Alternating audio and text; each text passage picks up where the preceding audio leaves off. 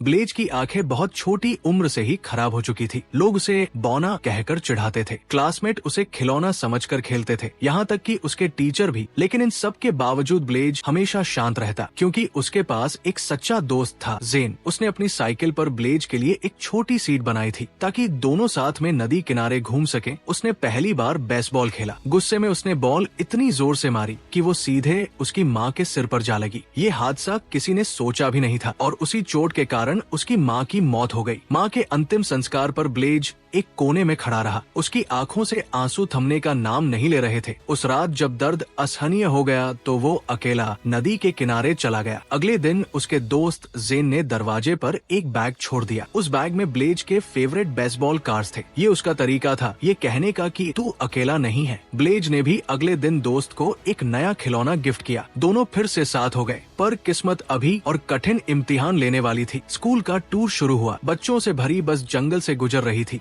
कि अचानक सामने एक हिरन आ गया। ड्राइवर ने बस को मोड़ा लेकिन कंट्रोल खो बैठा। बस सीधे नदी में गिर गई। अंदर चीख पुकार मच गई। पानी तेजी से भर रहा था। बच्चे रो रहे थे, मदद के लिए चिल्ला रहे थे। लेकिन ड्राइवर ने दरवाजा खोला और अपनी जान बचाकर भाग गया। तभी ब्लेज आगे आया। उसने सबको शांत रहने को कहा और बच्चों को एक एक करके बाहर निकालना शुरू किया। सभी बच्चे बाहर निकल चुके थे, लेकिन एक बच्चा अभी भी फंसा हुआ था। ब्लेज ने बिना सोचे समझे बस के अंदर गया, लेकिन तभी बस का टायर पत्थर से सरक गया। उसने पूरी ताकत से सीट बेल्ट काटी, बच्चे को आजाद किया और पूरी बस गहराई में जाने लगी। पानी का दबाव इतना बढ़ चुका था कि दरवाजे नहीं खुल रहे थे। ब्लेज और बच्चे मिलकर एक खिड़की को तोड़ दिया और जेन ने उस बच्चे को बाहर खींच लिया। अब सब सुरक्षित थे, लेकिन ब्लेज अंदर ही रह गया। पानी ने धीरे धीरे बस को पूरी तरह निगल लिया। जेन चीख रहा था, लेकिन अब बहुत देर हो चुकी थी। ब्लेज हमेशा के लिए इस दुनिया को छोड़ चुका था।